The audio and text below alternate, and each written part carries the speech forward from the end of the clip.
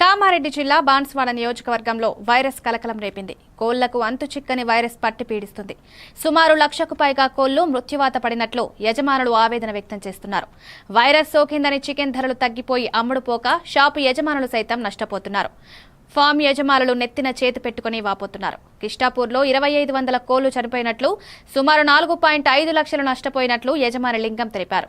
ప్రభుత్వం ఆదుకోవాలని బాధిత యజమానులు కోరుతున్నారు.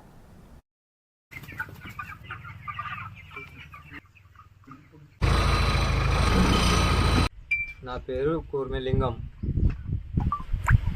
బీర్కూర్ మండల్, కామారెడ్డి డిస్టిక్, కిష్టాపూర్ గ్రామం. మాది కోళ్ళ ఫారం వేసుకున్నాం ఓన్గా. బర్డ్ ఫ్లూ వైరస్ వచ్చింది. వైరస్ వచ్చి 2,500 చనిపోయినాయి. దానివల్ల 4,50,000 లాస్ వచ్చింది. మళ్ళీ వాళ్ళు ఇక్కడ పెట్టద్దని ఒక 5 కిలోమీటర్ల దూరం తీసుకుపోయి పూడ్చి పెట్టేసాం. మాకేమైనా